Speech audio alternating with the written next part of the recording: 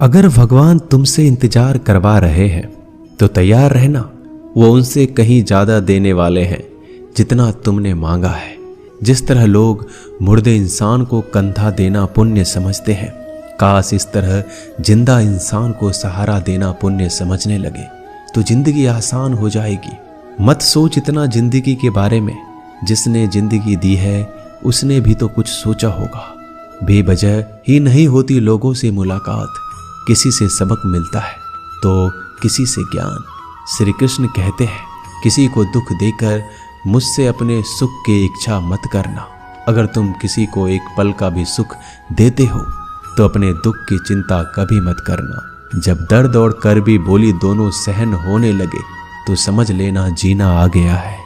कौन क्या कर रहा है, कैसे कर रहा है, क्यों कर रहा है, इन सब से आप जितना दूर रहेंगे उतना ही खुश रहेंगे। हंसते रहो तो दुनिया साथ है, वरना आंसुओं को तो आंखों में भी जगह नहीं मिलती। जीवन में जो होता है वह किसी वजह से होता है, या तो वह आपको कुछ बनाकर जाता है या फिर कुछ सिखाकर। कटना, पिसना और अंतिम समय तक निचोड़े जाना गन्ने से बेहतर कौन जानता है कि मीठा होने का नुकसान कितना होता है। जब कोई दिल दुखाए तो सबसे बेहतर है कि हम चुप हो जाएं, क्योंकि जिन्हें हम जवाब नहीं देते उन्हें फिर वक्त जवाब देता है। अंधे बहरे गूंगे बनकर अपने लक्ष्य पर ध्यान देते रहो। यहाँ इतने खाली लोग हैं कि ना खुद कुछ करेंगे और ना करने वालों को कुछ करने देंगे, और उनका मनोबल भी तोड़ देंगे। लोग जरा सी बात पर आपको छोड़ देते हैं और भगवान जरा सी प्रार्थना से आपको थाम लेते हैं। कर्मों से डरिए, ईश्वर से नहीं। ईश्वर तो माफ कर देता है मगर कर्म नहीं। यह अटल सत्य है कि जैसे बछड़ा 100 गायों में अपनी माँ को ढूंढ लेता है, उसी प्रकार कर्म अपने कर्ता को आज नहीं तो कल ढूंढ ही लेता है।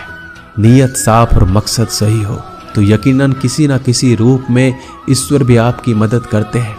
जिंदगी में जितना शांत रहोगे अपने आप को उतना ही मजबूत पाओगे, क्योंकि लोहा ठंडा होने पर मजबूत होता है।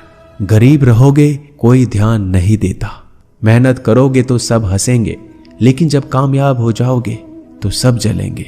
जिंदगी वो हिसाब है जिसे पीछे जाकर सही नहीं किया जा सकता। इसलिए आज में सुधार करें और पुरानी बातों को अनुभव की तरह इस्तेमाल करें।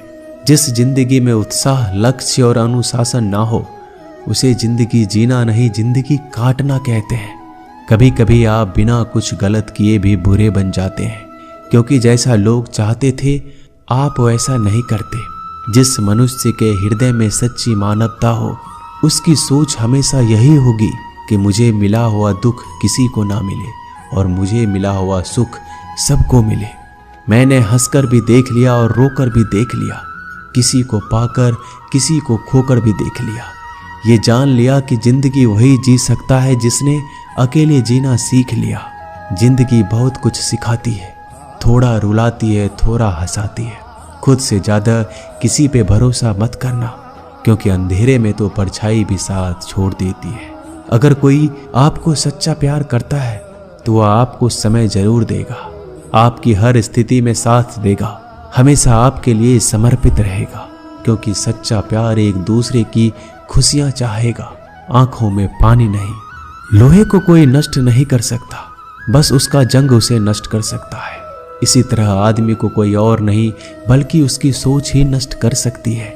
इसलिए सोच अच्छी रखो, फल अच्छा ही होगा। इतना कमजोर मत बनो कि कोई भी आपको तोड़ सके, बल्कि इतना मजबूत बनो कि आपको तोड़ने वाला खुद ही टूट जाए।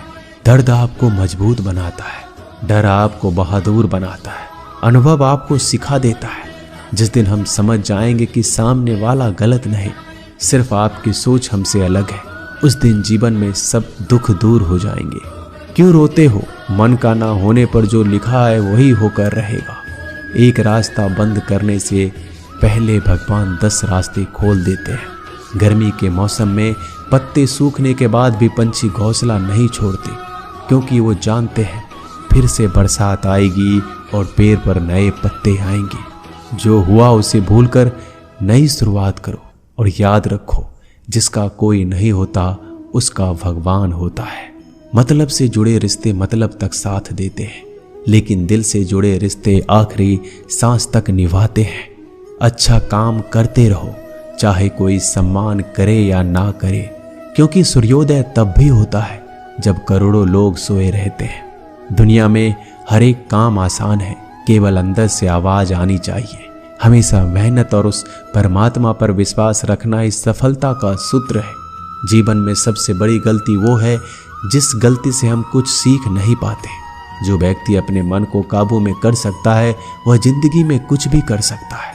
इंसान की अच्छाइयों पर सब खामोश रहते हैं, लेकिन चर्चा अगर बुराई पर हो तो गूंगे भी बोल पड़ते हैं। श्री कृष्ण कहते हैं, तुम्हारे बीते हुए कल को तो मैं ठीक नहीं कर सकता, क्योंकि तुम वर्तमान में अगर अच्छा कर्म करोगे तो मैं तुम्हारा आने वाला कल जरूर उजागर करूंगा। झूठी बातों पर लोग आपकी वाहवाही करेंगे, वही लोग आपको तबाह करेंगे। बुरे से बुरा क्या ही होगा, हम तो हमेशा ही सोच लेते हैं, मगर अच्छे से अच्छा क्या होगा हम ये कभी नहीं सोचते। जो ईश्वर रात को पेड़ पर बैठे पक्षियों को कभी गिरने नहीं देता, तो सोचो वह तुम्हें अकेला और बेसहारा कैसे छोड़ सकता है। आज के जमाने में कोई अपना नहीं होता, सिर्फ लोग तब तक साथ देते हैं जब तक उनका स्वार्थ होता है। अगर कोई अकेला है तो इसका मतलब ये नहीं कि उसे कोई पसंद नहीं करता, बल्कि वह अकेला इसलिए है क्योंकि उसने दुनिया की औकात जान ली है। एक बार राजा और उसका मंत्री तलवार को साफ कर रहे होते हैं। तलवार को साफ करते समय अचानक राजा के पैर पर तलवार गिर जाती है और राजा के पैर की उंगलियां कट जाती है। उस राजा को उंगली कटने के कारण बहुत ही तकलीफ हो रही थी, बहुत ही दर्द हो रहा था। लेकिन उसका मंत्री कहता है, शांत रहिए महाराज, जो कुछ भी होता है अच्छे के लिए होता है। राजा को यह बात सुनकर गुस्सा आ जाता है। वह मंत्री से कहता है कि मेरी उंगली टूट गई और तुम कह रहे हो अच्छे के लिए हुआ। वह मंत्री राजा को समझाने की कोशिश करता है, पर वो नहीं मानता और बिना सुने गुस्से के कारण मंत्री को काल कोठरी में बंद करने का आदेश दे देता है। पर मंत्री को इस बात का कोई दुख नहीं था, क्योंकि उसका अभी भी यही कहना था कि जो होता है अच्छे के लिए होता है। वो अपनी खुशी से ही अपने आप को सैनिक के हवाले कर देता है। राजा इस बात को सुनकर चौंक जाता है, सोचता है कि मेरा मंत्री कितना मूर्ख था। उसे लग रहा था कि मैंने उसे अच्छाई के लिए कैद कर दिया। इस घटना के 3 महीने बीत जाते हैं। एक दिन राजा अपने सैनिकों को लेकर शिकार करने के लिए जंगल में जाता है। राजा को एक हिरन दिखता है। हिरन का पीछा करते करते राजा घने जंगलों में चला जाता है। वह हिरन को पकड़ नहीं पाता और जंगलों में खो जाता है। वो बाहर आने के लिए रास्ता ढूंढता है, लेकिन रास्ता उसे नहीं मिलता। तभी कुछ आदिवासी लोग उसे घेर लेते हैं। उन लोगों को पता नहीं था कि वह राजा है। वो लोग अपने देवता को बलि चढ़ाने के लिए एक इंसान को ढूंढ रहे थे। आदिवासी लोग राजा को पकड़कर अपने इलाके में ले जाते हैं। राजा उनको बार बार समझाने की कोशिश करते हैं, लेकिन वो लोग कुछ भी नहीं समझ रहे थे। वो लोग खुशी से नाचते हैं और राजा को नहलाकर बलि चढ़ाने के लिए उनको कपड़ा पहनाते हैं। अब राजा को लगता है कि वो मरने वाला है। जब आदिवासी लोगों का मुखिया राजा को मारने जाता है, तब देखता है कि राजा की पैर की उंगली कट चुकी है। इसको देखकर उसका मुखिया कहता है कि इस इंसान की बलि नहीं दी जा सकती, क्योंकि ये इंसान पूरा नहीं है, एक अंग कटा हुआ है, और उनके भगवान को एक पूरे इंसान की बलि ही दी जा सकती है। अगर ऐसे इंसान की बलि दी जाए जिसका अंग पहले से कटा हुआ है, तो उनके देवता खुश होने की जगह नाराज हो जाएंगे। फिर वो लोग राजा को छोड़ देते हैं। राजा खुशी खुशी अपने महल चला जाता है और सोचता है, अगर मेरी उंगली उस दिन ना कटी होती तो आज मेरी मौत हो जाती। इसका मतलब मंत्री सही कह रहा था, जो कुछ होता है अच्छे के लिए होता है। फिर राजा अपने सैनिकों को आदेश देता है कि जल्दी से जाकर मंत्री को रिहा किया जाए। फिर राजा मंत्री को अपना पद वापस देते हैं और पूछते हैं, मंत्री, उस दिन मेरी उंगली कट गई, मेरे लिए अच्छा हुआ, मैं मान गया, लेकिन तुम जेल में हो, इससे तुम्हारा क्या अच्छा हुआ। मंत्री खुशी खुशी राजा से कहता है, महाराज, आप शिकार के लिए जाते तो आपके साथ मुझे भी आना पड़ता, और अगर मैं आपके साथ जाता तो वो लोग मुझे मार देते। मंत्री की बात सुनकर राजा को समझ आता है कि जो भी हमारे जीवन में होता है वो अच्छे के लिए होता है। अगर हम अपने जीवन में देखें तो हमारे जीवन में भी कुछ मुश्किलें आती हैं, हम उनका सामना नहीं करते, हम उनको ही दोष देते हैं। ये मुश्किलें हमें आगे बढ़ाने और मजबूत कराने के लिए ही आती हैं। हमें हर मुश्किलों को सकारात्मक तरीके से देखना चाहिए, क्योंकि हर चीज कुछ ना कुछ सिखाकर ही जाती है।